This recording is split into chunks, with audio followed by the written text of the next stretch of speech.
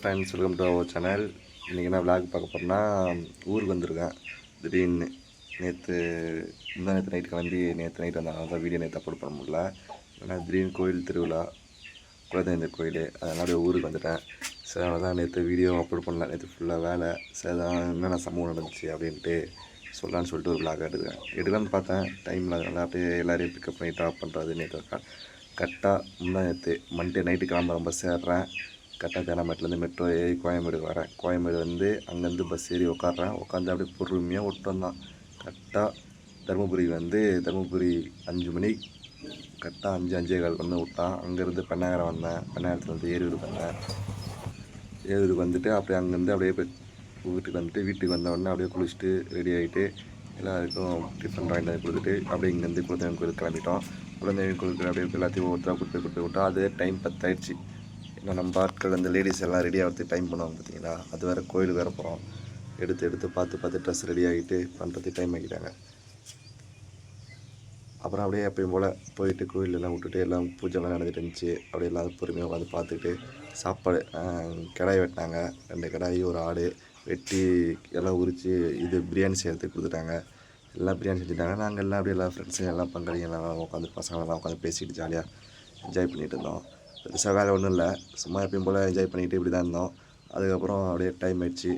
எல்லாம் 1 ஆச்சு 2 ஆச்சு.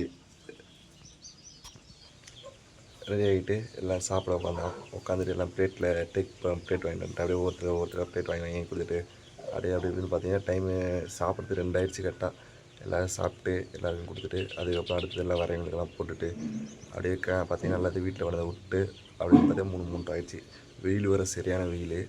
அப்படியே வெயிலே சுற்றி நின்றுட்டு அப்புறம் கொண்டு விட்டுட்டு அப்புறம் திருப்பி போயிட்டு உட்காந்து பேசிட்டு கணக்கெல்லாம் பார்த்து முடிச்சுட்டு அப்படியெல்லாம் வந்துட்டு அம்மா விட்டு திருப்பி போய் போல் பாட்டி வீட்டுக்கு போனோம். மாமா வீட்டுக்கு. மாமா பசங்களுக்காக போயிட்டு ஸ்நாக்ஸ்லாம் வாங்கிட்டு போய் கொடுத்துட்டு அவங்க பார்த்துட்டு நைட்டு ஒரு 10-11 மணிக்கு தான் வீட்டுக்கு வந்தோம். வந்து பார்த்தா டைம் 11 ஆயிடுச்சு. அப்படியே பேசிட்டு பொறுத்து தூங்கிட்டு காலையில் 9 மணிக்கு எழுந்திரிச்சு எப்பயும் போல் உட்காந்துருக்கோம். வீட்டில் இன்றைக்கி வந்து நாட்டுக்கோழி அடித்து குழம்பு வச்சுட்டு இருக்கிறாங்க, ஃப்ரை பண்ணிட்டு இருக்காங்க. சரி, ஓகே அப்படின்ட்டு உட்காந்துருக்கேன். இன்னும் பல்லு கூட வளர்க்கல. எழுந்திரிச்சு சரி உங்களுக்கு வீடியோ போட்டுடலாம் அப்படின்னு சொல்லிட்டு எழுந்திரிச்சு ஒரு வீடியோ போட்டு அதுக்கப்புறம் தான் அப்புறம் எல்லாமே பண்ணணும் அப்படின்னு சொல்லிட்டு எழுந்திரிச்சு ஒரு வீடியோ போட்டு ரெடி பண்ணிட்டேன். நைட்டு திருப்பி இன்றைக்கி நைட் கிளம்பி நாளைக்கு காலைல அங்கே போயிட்டு காலைல திருப்பி ரெடி ஆகிட்டு திருப்பி நாளைக்கு ஆஃபீஸ் வேறு போகணும். இப்படி ஓட வேண்டியதாக இது பாருங்கள்.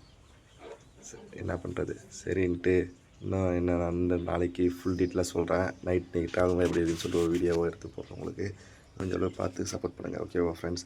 ஓகே, முடிஞ்ச அளவு பாருங்கள். ஓகே, நாளைக்கு பார்ப்போம். நம்ம வழக்கம் போல் எப்பயும் போல் வீடியோஸ் போடுவோம் ரெகுலராக இனிமேலே கண்டிப்பாக. ஓகே ஃப்ரெண்ட்ஸ், ஓகே, பாய்.